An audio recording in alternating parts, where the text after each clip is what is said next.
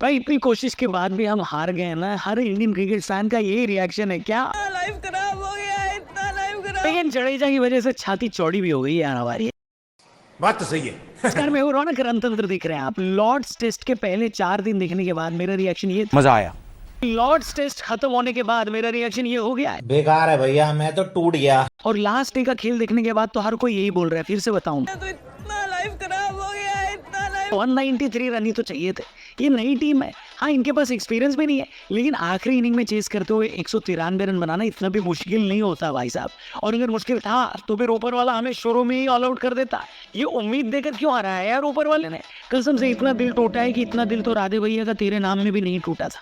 लेकिन इसके बावजूद बुमराह भाई को सलाम है, सिराज भाई को सलाम है, जड्डू भैया को डबल सलाम है।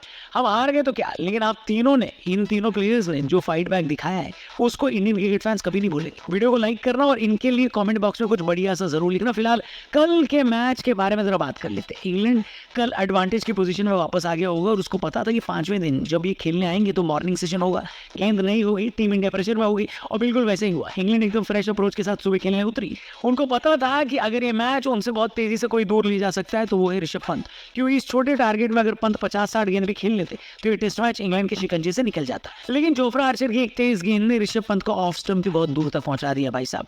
इसके बाद जाने वाला विकेट सही मायने में हमारी उम्मीदें साथ लेकर चला गया। बोले तो केएल राहुल का विकेट।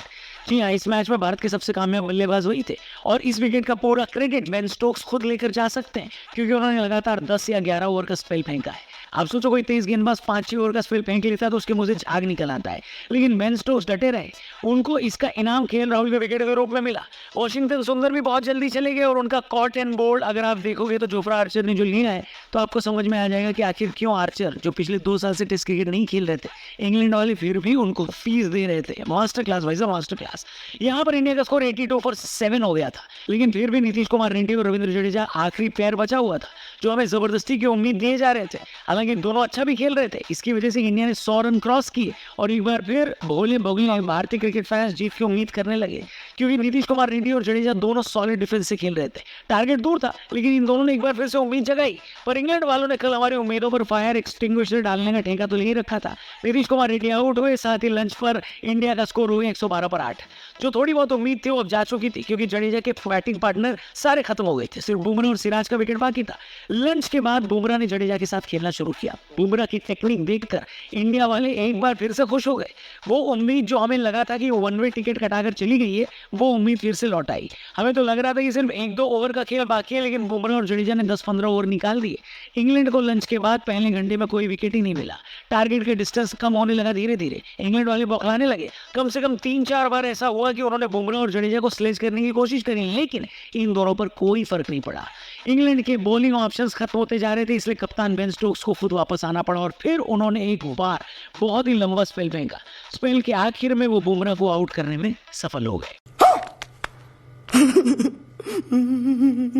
बुमराह का विकेट गिरने के बाद इंडिया का स्कोर 9 विकेट पर 147 हो गया, यानी जीतने के लिए हमें 46 चाहिए थे अभी भी। सिराज आए बैटिंग करने और सिराज भाई भी अपना 200% देकर गए। उनके डिफेंस शानदार नजर आए थे। चाय का टाइम हो गया था। चाय के बाद जडेजा और सिराज इंडिया को जीत के करीब ले जाने लगे। मैंने तो डिसाइड कर लिया था कि अगर यहाँ पर आज ये दोनों टीम को जिता देते हैं तो जडेजा भाई के लिए भारत रत्न और सिराज के लिए शानदार डिफेंस के लिए उनको डिफेंस मिनिस्टर बनाने की मांग जरूर करूंगा। सब कुछ बढ़िया जा रहा था। सिराज के डिफेंस पर जडेजा को इतना भरोसा था कि उनको पूरे का पूरा ओवर खेलने के लिए दे रहे थे। लेकिन जब टीम इंडिया जीत से मात्र 23 रन दूर थी, शोएब बशीर की गेंद को मोहम्मद सिराज ने बढ़िया तरीके से डिफेंड किया। लेकिन वो कहते हैं ना कि जब किस्मत में ही लिखे हो हथौड़े तो कहां से खाओगे पकौड़े।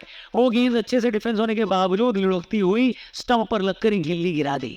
कसम से भाई साहब, इतना मूड खराब हो क्या बताएं, लेकिन किया भी क्या जा सकता है। ये मैच तो हम टॉप ऑर्डर की वजह से हार ही गए थे। नीचे वालों ने तो जान लगाकर अपनी बेस्ट परफॉर्मेंस दी ही, लेकिन ये बेस्ट परफॉर्मेंस काफी नहीं रही। टीम इंडिया सीरीज में 2-1 से पीछे हो गई है और अब ये सीरीज जीतने के लिए हमें बाकी के दोनों मैच जीतने बहुत जरूरी है। क्या लगता है, गिल की टीम बचे हुए 2 मैच जीत पाएगी? जडेजा की ब्रेव पारी पर आपका क्या कहना है?